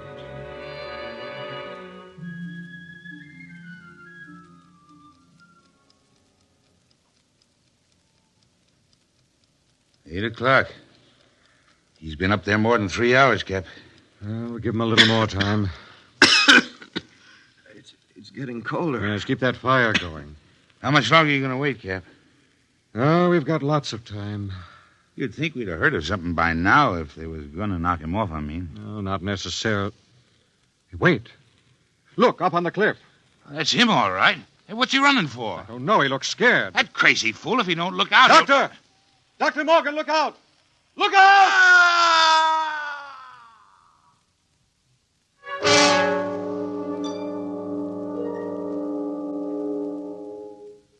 We found the doctor at the foot of the cliff, crumpled and broken. There were no marks on his body, nothing except a twisted, mocking grin on his face. Oh, yes, and one other thing. Scrawled across the pad he had taken with him on which to make notes concerning the answer was a single word. The word was courtesy. We threw the paper away. The expedition was a failure, though Bat Ears claimed he'd get it out of the Gimpo if I'd let him. I nodded in agreement. Bat Ears took the little native off behind an outcropping of rock. He was back in 15 minutes, dripping with sweat. Well? Let's go, Cap. Nothing, huh? But nothing. Is he, They ain't made very good, these little gray people. They come apart too easy, so... Let's go, huh, Cap? All right. Benny... Benny, what is it? I feel kind of sick all of a sudden. In the back of my head, a dull kind of pain. Let me see your tongue. Come on, give him a hand, Bat Ears. We've got to get him back to camp. What is it? I'm not sure, but that blackness on the tongue and the headache, it could be the plague.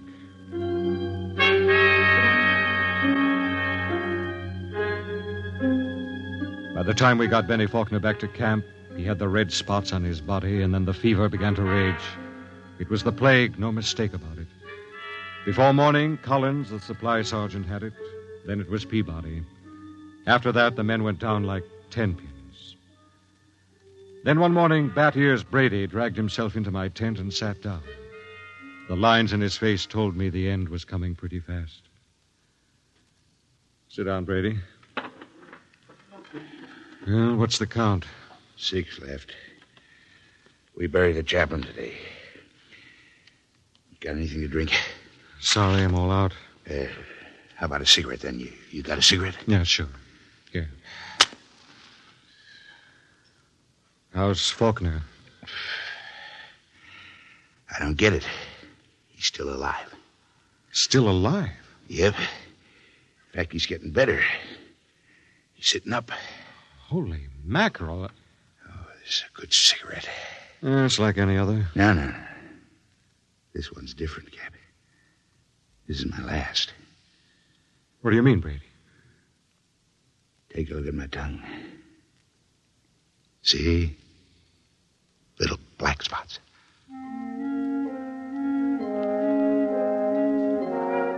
Somehow I managed to get him into bed. He was already raving when I gave him the last of the morphine. It was incredible. Big, brawling, bat ears Brady, a tower of strength, lying sick and whimpering on a cot. When he died, I went out on the moors to think. The sun was a dull red glow. Cold breeze whipped up. But somehow I couldn't forget Faulkner. Why should Faulkner recover from a plague from which no man has ever recovered? Surely there must be a reason. Nothing happened without a reason. I turned and went back to see Benny Faulkner. Hello, Captain. Hello, Benny. How are you? Pretty good. I got up and walked a couple of steps today. How goes it? Brady's gone. Oh. I just buried him. Listen, Benny, there must be some reason why... Well, there's nothing strange about me, nothing different from any other man. There must be. You survived the virus. Oh. Benny, I want you to tell me everything you know about yourself, everything you can remember. Because somewhere in your makeup is some little thing that makes the difference. If I can find that thing, then maybe I can do something to save myself and the rest. Even if I can't, at least I can leave a record for any future expedition that comes to Landro. Okay? Okay, Captain. Where should I start? At the beginning. I'm going to take notes. Well, I was born on the 2nd of July in 1971. My parents were ordinary people. My father was...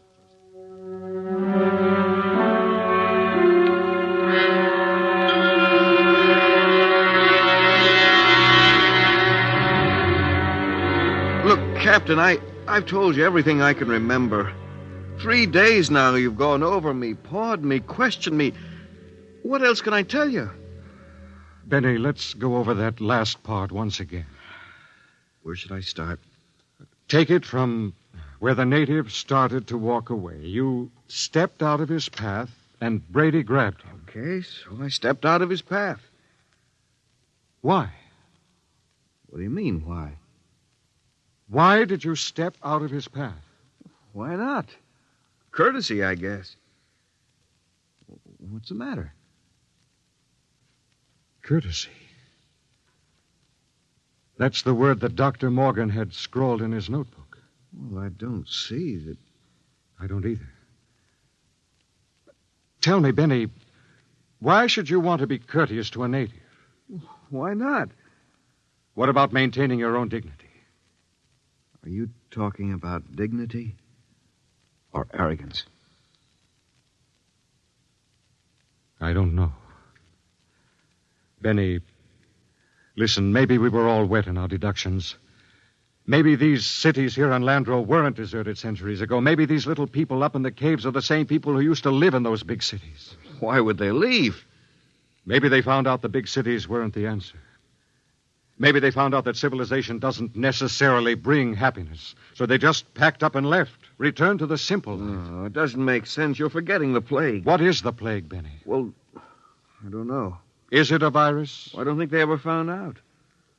You know what I think? What?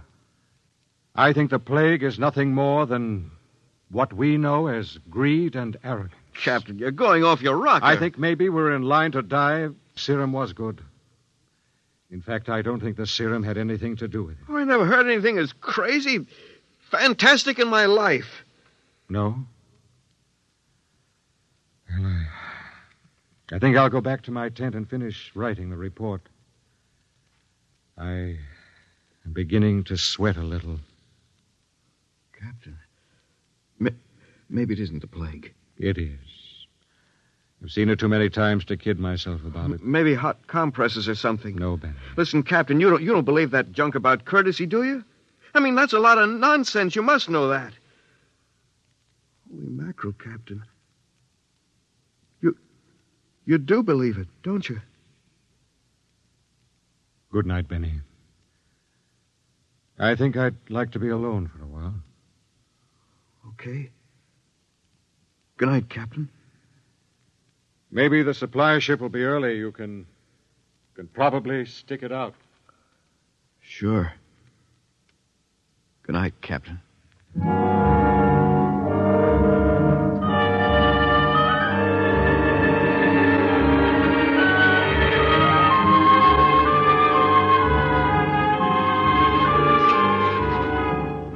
And this concludes my report.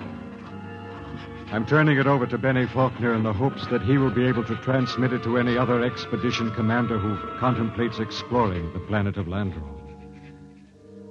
The fever is beginning to mount now. My hands tremble as I write. The end should not be far off. There's little question in my mind as to what it'll be. You see, I didn't have a chance. I stepped out of no paths. I showed no courtesy.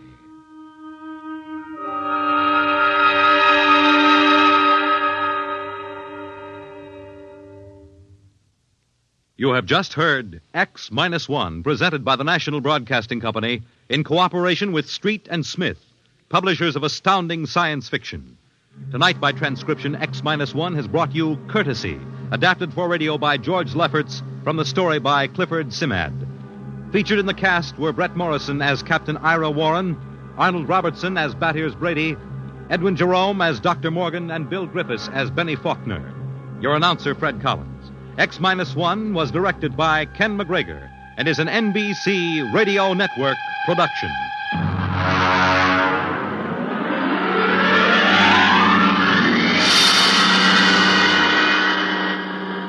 And now, next week, the frontier is a strange place, and a frontier is not always easy to recognize.